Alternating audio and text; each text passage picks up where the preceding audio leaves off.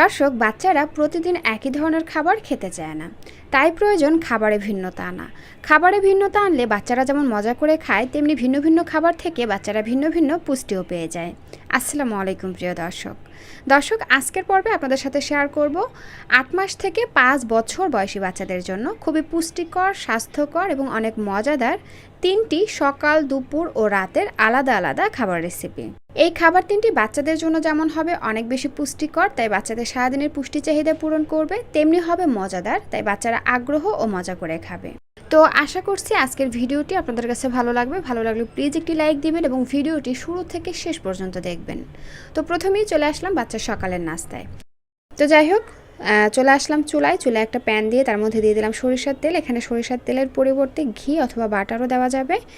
তো সরিষার তেলের মধ্যে আমি এর মধ্যে দিয়ে দিলাম সবুজ ক্যাপসিকাম। আপনারা এখানে সবুজ ক্যাপসিকামের পরিবর্তে আপনারা আপনাদের পছন্দ অনুযায়ী যে কোনো একটা সবজি এখানে ব্যবহার করতে পারেন।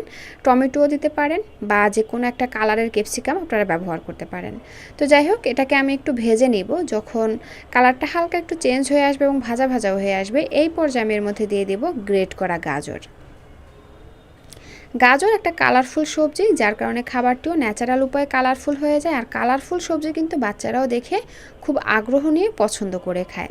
সেই সাথে গাজরে কিন্তু পুষ্টিগুণের কোনো অভাব নাই, প্রচুর পুষ্টিগুণ রয়েছে, যা বাচ্চাদের কোষ্ঠকাঠিন্য দূর করার পাশাপাশি বাচ্চাদের চোখ, দাঁত, স্কিন ভালো রাখতে সাহায্য করে এবং বাচ্চাদের রোগ প্রতিরোধ ক্ষমতা বৃদ্ধিতেও সহায়তা করে। তো যাই হোক, গাজর আর ক্যাপসিকামটা ভালো করে ভেজে নিয়েছি। যখন গাজরের কাঁচা গন্ধটা চলে গেছে, এই পর্যায়ে আমি এর মধ্যে দিয়ে দিলাম 1.5 কাপ পরিমাণে নর্মাল পানি। এবার এর মধ্যে দিয়ে দিব আমি নুডলস। আমি এখানে রাইস নুডলসটা ব্যবহার করেছি। আপনি আপনার বাচ্চাকে যে নুডলস খাইয়ে অভ্যস্ত সেই নুডলসটাই এখানে নিয়ে নেবেন। নেড়েচেড়ে ভালো করে মিশিয়ে নিয়ে দিয়ে দিলাম 1 চিমটি লবণ।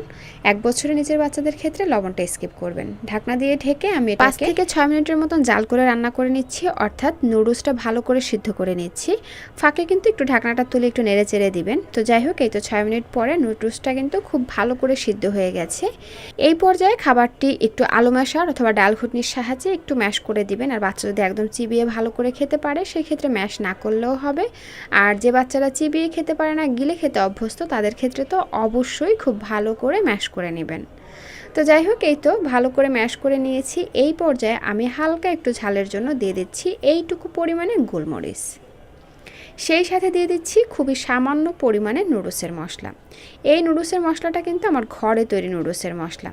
বাচ্চাদেরকে নুডলসের মশলা যত কম খাওয়ানো যায় ততই ভালো, কারণ এর মধ্যে কিন্তু বিভিন্ন সল্ট ব্যবহার করা হয়, যা কিনা বাচ্চাদের মুখের রুচি নষ্ট করে দেয়। সেই সাথে বাচ্চাদের কিন্তু একটা গ্যাসের সমস্যা হয় অতিরিক্ত মশলা খেলে, আবার বাচ্চাদের খাবারের প্রতি অরুচিও চলে আসে। তো যাই হোক, এজন্য আর কি নুডলসের মশলাটা বাচ্চাদেরকে কম খাওয়ানোই ভালো। আর যদি আপনি ঘরে তৈরি করে সামান্য পরিমাণ ব্যবহার করতে চান, তাহলে আমার মতন করতে পারেন, কারণ বাচ্চারা কিন্তু খাবারটি একটু টেস্ট না হলে খেতে চায় না।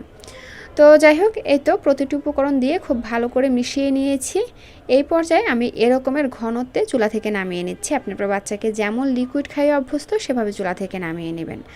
আর এই অবস্থায় চুলা থেকে নামালে কিন্তু খাবারটি ঠান্ডা হয়ে গেলে আরও কিছুটা ঘন হয়ে আসবে। আর এই তো তৈরি হয়ে গেল বাচ্চাদের জন্য খুবই পুষ্টিকর, স্বাস্থ্যকর ও মজাদার একটি খাবার রেসিপি। দর্শক, অনেকেই কিন্তু সকালে, দুপুরে, রাত্রে বাচ্চাদেরকে ভাত বা খিচুড়ি খাওয়াতে পছন্দ করেন। তো ভাত বা খিচুড়ি বাচ্চাদেরকে প্রতিদিন একঘেয়েমি খাবার না খাইয়ে এই যে এভাবে নুডলস রান্না করে খাওয়াতে পারেন। এতে করে বাচ্চাদের খাবার একটু ভিন্নতা আসবে, বাচ্চারা মজা করে খাবে এবং বাচ্চাদের খাবারে অরুচিটা কম আসবে। সরাসরি চলে আসলাম চুলায় একটা প্যান দিয়ে তার মধ্যে দিয়ে দিচ্ছি এইটুকু পরিমাণে মুরগির মাংস। এখানে মুরগির বুকের অংশটা রয়েছে এবং দিয়ে দিচ্ছি 2 কাপের একটু কম পরিমাণে নর্মাল পানি। স্বাদ অনুযায়ী লবণ দিয়ে দিলাম এবং দিয়ে দিচ্ছি এইটুকু পরিমাণে আদা এবং রসুন পেস্ট। বাচ্চার বয়স যদি 1 বছরের নিচে হয়, সেই ক্ষেত্রে আপনারা এখানে লবণটা স্কিপ করে যেতে পারেন। যদি বাচ্চা লবণ ছাড়া খাবার খেয়ে অভ্যস্ত হয়, তাহলে একটা ঢাকনা দিয়ে ঢেকে এবার এগুলোকে 10 মিনিটের মতন রান্না করে নিচ্ছি। আর 10 মিনিট পরে ফিরে আসলাম। এখন কিন্তু চিকেনটা খুব ভালো করে সিদ্ধ হয়ে গেছে। এবার চিকেনের স্টক থেকে চিকেনটাকে তুলে নিব। তারপরে খুব ভালো করে ঠান্ডা করে নিয়ে হাত দিয়ে এটাকে ভেঙে একদম গুঁড়া করে নিব। আর এটা হচ্ছে চিকেন স্টক, ভীষণই পুষ্টিকর। এটাকে আমরা ফেলে দিব না, পরবর্তীতে আমরা কাজে লাগাবো। চুলায় আবারও প্যান দিয়ে তার মধ্যে দিয়ে দিলাম এইটুকু পরিমাণে রান্নার তেল। এখানে রান্নার তেলের পরিবর্তে ঘি অথবা বাটারও ব্যবহার করতে পারেন। এরপরে তেলের মধ্যে দিয়ে দিলাম এই যে এরকমের পাতলা পাতলা করে কয়েক টুকরা কেটে নেওয়া মিষ্টি কুমড়া। এখানে মিষ্টি কুমড়ার পরিবর্তে আপনারা চাইলে কিন্তু গাজর, পেঁপে, মিষ্টি আলু ব্যবহার করতে পারেন। মিষ্টি কুমড়াটাকে কিছুক্ষণ ভেজে নিয়ে এর মধ্যে দিয়ে দিলাম ওই যে চিকেন স্টকটা আমরা উঠিয়ে রেখেছিলাম সেটা। একটু পানি দিয়ে দিচ্ছি, মনে হচ্ছে একটু কম হবে চিকেন স্টক। তারপরে এর মধ্যে যে বলক চলে এসেছে, এবার এর মধ্যে দিয়ে দিব আগে থেকে রান্না করে নেওয়া ভাত। ভাতের পরিমাণটা নির্ভর করবে বাচ্চা কি পরিমাণে খেতে পারে তার উপরে। ভাতগুলো দিয়ে নেড়েচেড়ে ভালো করে মিশিয়ে নিয়েছি। এবার এর মধ্যে দিয়ে দিচ্ছি চিকেনটা ঠান্ডা হয়ে আসার পরে আমি এভাবে হাত দিয়ে চিকেনগুলোকে এভাবে গুঁড়া করে নিয়েছি। চিকেনটা দিয়ে আবারও নেড়েচেড়ে ভালো করে মিশিয়ে নিয়ে একটা ঢাকনা দিয়ে ঢেকে চুলার আঁচ মিডিয়াম আঁচে রেখে এগুলোকে আমি 4 থেকে 5 মিনিটের মতন রান্না করে নিচ্ছি। তো ফিরে আসলাম 4 থেকে 5 মিনিট পর, আর এরই মধ্যে কিন্তু মিষ্টি কুমড়াটা খুব ভালো করে সিদ্ধ হয়ে গেছে। যেহেতু ভাত আর চিকেনটা আমরা আগেই সিদ্ধ করে নিয়েছি, তাই এটা রান্না হতে কিন্তু সময় খুবই কম লাগবে।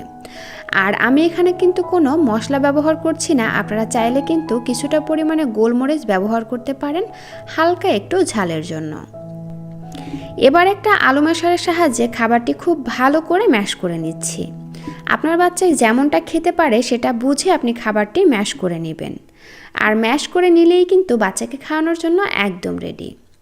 ডাক্তাররা বলেন বাচ্চাদের খাবারে কম মশলা দিয়ে তৈরি করতে, কারণ ঘোরপাক খাবার খেলে বাচ্চাদের কিন্তু গ্যাসের সমস্যা হয়, আর গ্যাস থেকেই কিন্তু বাচ্চাদের খাবারে অরুচি তৈরি হয়। তো এইভাবে খাবার তৈরি করে দিলে বাচ্চাদের যেমন গ্যাসের সমস্যা হবে না, তেমনি বাচ্চাদের মুখে রুচিও বাড়বে। বাচ্চারা মজা করে খাবে, পর্যাপ্ত পুষ্টি চাহিদা পূরণ হয়ে যাবে। প্রথমে আমি এখানে একটি এরকম সাইজের ছোট আপেল নিয়েছি। আপেলটাকে আগেই নর্মাল পানির মধ্যে আধা ঘন্টার মতন ভিজিয়ে রেখে ফরমালিন মুক্ত করে নিয়েছি। তারপরে যে এরকম একটা ছুরির সাহায্যে আপেলটাকে পিস পিস করে কেটে নিলাম। এবার একটা গ্রেটারের সাহায্যে আপেলটাকে গ্রেট করে নিচ্ছি। আপনারা চাইলে কিন্তু এখানে আপেলটাকে গ্রেট করার পরিবর্তে ব্লেন্ডারে দিয়ে ব্লেন্ড করেও নিতে পারেন। তো যাই হোক, এই যে দেখুন আপেলটা কিন্তু গ্রেট হয়ে গেছে। এই পর্যায়ে আমি এর মধ্যে দিয়ে দিচ্ছি 2টি খেজুর 2টাকেও সেম ভালো করে ধুয়ে নিয়ে এই যেভাবে টুকরা করে দিচ্ছি। আর অবশ্যই একটু চেক করে নেবেন যে খেজুরের মধ্যে কোনো পোকামাকড় আছে কিনা। তো যাই হোক, এই তো আপেল আর খেজুর রেডি হয়ে গেছে। এবার চলে যাচ্ছি চুলায় একটা প্যান দিয়ে তার মধ্যে দিয়ে দিলাম এইটুকু পরিমাণে ঘি। এখানে ঘিয়ের পরিবর্তে আপনারা চাইলে কিন্তু বাটারও ব্যবহার করতে পারবেন। দর্শক, ঘি, বাটার এগুলো কিন্তু বাচ্চাদের স্বাস্থ্যের জন্য অনেক উপকারী, বিশেষ করে বাচ্চাদের ব্রেন ডেভেলপমেন্টের পাশাপাশি ওজন বৃদ্ধিতেও সহায়তা করে। তো যাই হোক, ঘি গলে আসার পরে আমি যে এর মধ্যে দিয়ে দিলাম এই যে এইটুকু পরিমাণে ওটস। আমি এখানে রোল্ড ওটস নিয়েছি। আপনি আপনার বাচ্চাকে যে ওটস খাইয়ে অভ্যস্ত সেই ওটসটাই এখানে নিয়ে নেবেন। ওটসগুলোকে 1 থেকে 1.5 মিনিটের মতন ভেজে নিয়েছি। যখন সুন্দর একটা ফ্লেভার বের হয়েছে এবং ওটসের কালারটা একটু চেঞ্জ হয়ে আসছে, এই পর্যায়ে ওটস সিদ্ধ হওয়ার জন্য আমি এখানে 1 কাপের একটু বেশি পরিমাণে নর্মাল পানি দিয়ে দিলাম। আর দিয়ে দিচ্ছি এখানে স্বাদ অনুযায়ী লবণ। 1 বছরের নিচের বাচ্চাদের ক্ষেত্রে আপনারা এখানে লবণটা স্কিপ করে যাবেন। আর 1 বছরের উপরের বাচ্চাদের ক্ষেত্রে আপনারা এখানে পানির পরিবর্তে গরুর দুধ দিয়ে এই ওটসটাকে রান্না করতে পারবেন। তো যাই হোক, এই যে ঢাকনা দিয়ে ঢেকে ওটসটাকে খুব ভালো করে সিদ্ধ করে নিয়েছি। এই পর্যায়ে আমি এর মধ্যে দিয়ে দিচ্ছি আমরা যে গ্রেট করে আপেল আর ওই যে খেজুরটা রেখেছিলাম সেটা। দর্শক, এই পর্যায়ে কিন্তু চুলাটা অফ করে দিবেন। জাস্ট খাবারের মধ্যে যে গরমটা রয়েছে এবং চুলায় যে তাপটা রয়েছে তাতেই কিন্তু খেজুর আর আপেলটা সিদ্ধ হয়ে যাবে। তো এই তো নেড়ে চেড়ে ভালো করে মিশিয়ে নিয়ে আমি একটা ঢাকনা দিয়ে ঢেকে এগুলোকে 5 মিনিটের মতন রেস্টে রেখে দিচ্ছি। দর্শক, আপেল আর খেজুর এই দুইটা ফলই কিন্তু কাঁচা এমনিতেই চিবিয়ে খাওয়া যায়, কিন্তু আমাদের অনেক বাচ্চাই আছে যে এত অলস, তারা আলাদা আলাদা এভাবে একটা ফল কোনো দিনও খাবে না। তো এজন্য যাতে তাদের পুষ্টির চাহিদাটা পূরণ হয়, ফলের পুষ্টিটা যাতে তারা পায়, এজন্যই কিন্তু আমরা এভাবে খাবারের মধ্যে আপেল বা খেজুর বা অন্য ফল দিয়ে রান্না করে দিতে পারি। এতে করে তারা ফলের পুষ্টিটাও পাবে, পাশাপাশি অন্য অন্য খাবারের পুষ্টিও পেয়ে যাবে। আরেকটি কথা, আপেল আর খেজুর দেওয়ার পরে কখনোই এটা চুলায় দিয়ে জাল করবেন না। জাস্ট এভাবে রেখে দিলেই কিন্তু আপেল আর খেজুরটা এমনিতেই নরম হয়ে আসবে, অর্থাৎ সিদ্ধ হয়ে আসবে। তারপরে ঢাকনাটা তুলে একটা আলু মেশারের সাহায্যে অথবা ডাল ঘুটনির সাহায্যে খাবারটি একটু ঘুটে দিবেন। অর্থাৎ আপনার বাচ্চা যেভাবে খায়, অনেক বাচ্চা আছে যে চিবিয়ে খেতে পারে না, গিলে খেতে অভ্যস্ত, তো তাদের ক্ষেত্রে একটা আলু মেশার অথবা ডাল ঘুটনির সাহায্যে খাবারটি একটু ম্যাশ করে দিবেন। আর দর্শক, আমি কিন্তু খাবারের মধ্যে ফর্মুলা দুধ ইউজ করব, এজন্য খাবারের পানিটা একদম শুকিয়ে এরকম ঘন করে রান্না করেছি। আপনারা যারা বাচ্চাদেরকে ফর্মুলা দুধ খাওয়ান না বা দিচ্ছেন না, তারা কিন্তু খাবারটি একটু লিকুইড অবস্থায় চুলাটা বন্ধ করে দিবেন। তো যাই হোক, এই তো খাবারটি যে ভালো করে ম্যাশ করে নিয়েছি। এই পর্যায়ে আমি এই যে কিছুটা পরিমাণে ফর্মুলা দুধ গুলে নিয়েছি। তারপরে এই খাবারের মধ্যে বাচ্চা যেমন লিকুইড খেয়ে অভ্যস্ত সেই পরিমাণে দিয়ে খাবারটি লিকুইড করে নিব। আর এই তো তৈরি হয়ে গেল বাচ্চাদের জন্য দারুণ মজার পুষ্টিগুণে ভরপুর একটি সকালের নাস্তা। এই একটি খাবার থেকে বাচ্চারা কয়েকটি খাবারের পুষ্টিগুণ একসাথে পেয়ে যাবে, যা বাচ্চাদের বিভিন্ন পুষ্টির চাহিদা পূরণ করার পাশাপাশি রোগ প্রতিরোধ ক্ষমতা বৃদ্ধিতেও সহায়তা করবে।